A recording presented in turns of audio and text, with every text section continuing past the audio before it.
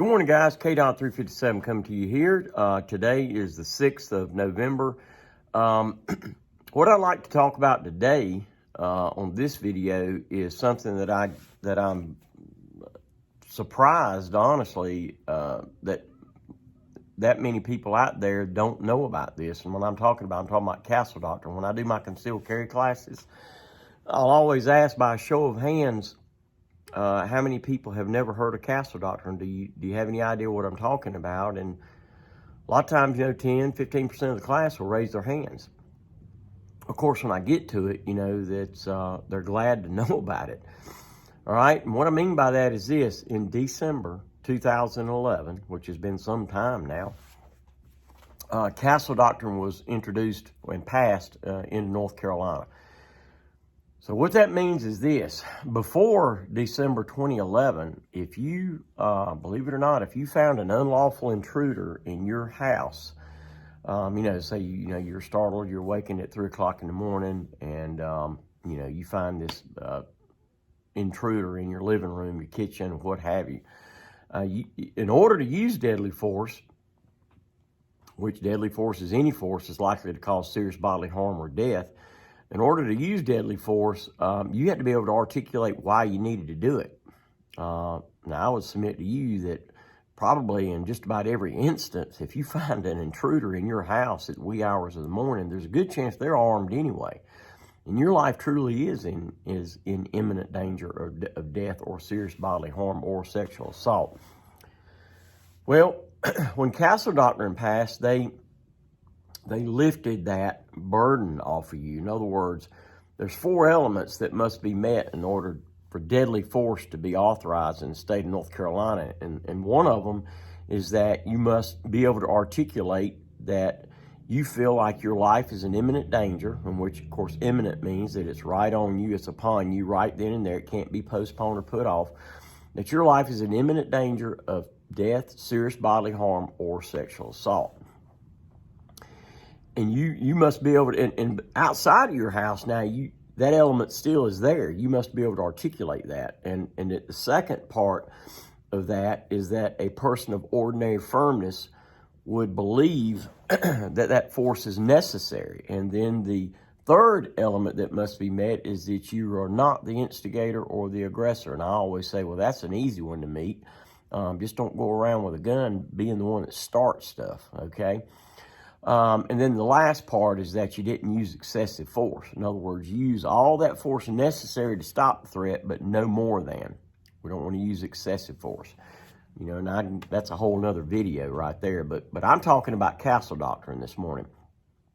So in other words, if you find an unlawful intruder in your home, somebody's, gotten in somehow or another. And by the way, it doesn't matter if your doors are unlocked or your windows are unlocked. If you find an unlawful intruder in your home whereby you're completely taken by surprise, you're startled, or you're awakened by a noise, and then you find it, the law allows you to use deadly force in North Carolina. No questions asked. You do not even have to see a weapon in this person's hand, i.e. gun, knife, ball, bat, rock, brick, whatever. You don't have to see a weapon. In fact, that's one of your test questions on the concealed carry course anyway. Do you have to see a weapon in an unlawful intruder's hands before deadly force is authorized? The answer is no. So that's huge, because out of those 4 elements, that first one is the is the biggest one that you're able to articulate.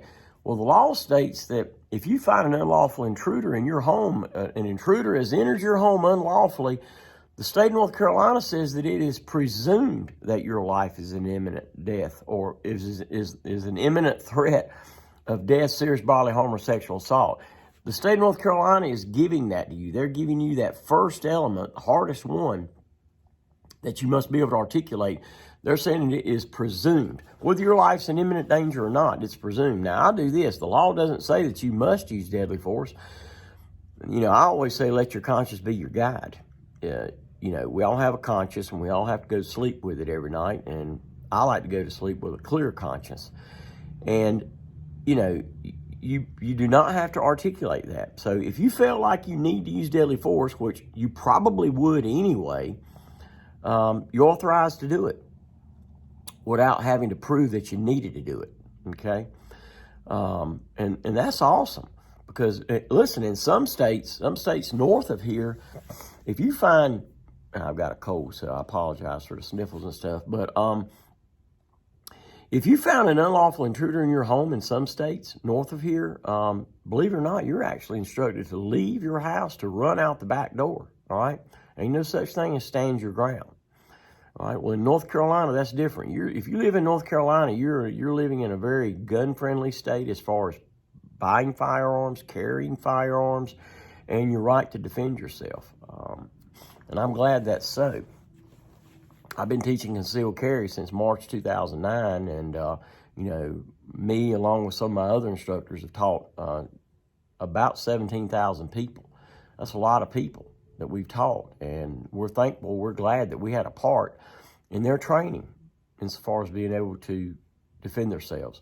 Now, I'm just going to speak to this just a moment because I really wanted this to be a pretty short video. I'm getting ready to open up here just in a minute. Castle Doctrine law also applies to your car as well, and your business, you know, if you own a business, because, you know, a lot of businesses are just not going to let their employees carry in there. But for instance, like we own this business here, if somebody kicked our door in, it would be the same as them kicking a door in our house. We would immediately be authorized to use deadly force, and we would not have to see a weapon. It also applies to your motor vehicle. I'm not talking about motor vehicle theft. You can't use deadly force to protect property. You can only use reasonable force to protect property, but not deadly force. So I tell my students, with your car, just think of that when you're inside of it, is you're not inside your house, you're inside your other house, your house on wheels. All right, so yes, if you're at a stoplight, somebody reaches in to grab you, that's the same thing as they stepped foot in your house unlawfully, and you are immediately authorized to use deadly force if you feel like that's what you need to do. All right, a lot of people just don't realize this. Of course, you know, when you come to a concealed carry class, you do realize that you find it out. But I think that's great because, you know, I used to have, you know, mothers, you know, with kids say, hey, you know, what do I do, you know, when this guy's trying to get inside my car and maybe drive off me and my kids? Unfortunately, before December 2011, that lady had to articulate why she felt like she needed to use deadly force, okay? So you're trying to articulate all that or think all that up, all the while this guy's trying to assault you, rape you, go off with you and your kids in the car, or just you in the car, whatever. If they stick their hand through your window, it's the same thing as them stepping foot in your house. So Castle Doctrine, it's been in effect since December 2011. If you have any other questions about it, you can send me an email at kevin@carolinafirearmstraining.com, or if you really want to learn a lot about it, come to one of my concealed carry classes. I'm a 15-year law enforcement officer, and I've got a lot to bring over my 15 years in law enforcement as far as just experiences, my training, and so forth. Of course, we also do other classes as well, defensive pistol classes, AR-15, tactical shotgun, and so forth. My next concealed carry class is the 16th of this month, November. And then we've got two planned that's already posted on my website in December the 7th and December the 21st. So I'm going to let it go there because in about 15 minutes, we're opening up the doors here at the gun shop. I'll let you in on another little secret real quick, and I'll bring a more extensive video on that probably tonight. And we're going to have like a flash sale this weekend on guns. All right, so be looking out for that video. It'll run for Friday and Saturday. I'll tell you more about it probably tonight, first thing in the morning. All right, so come on by and see us. We're located at 1606 Westover Drive, Sanford, NC 27330.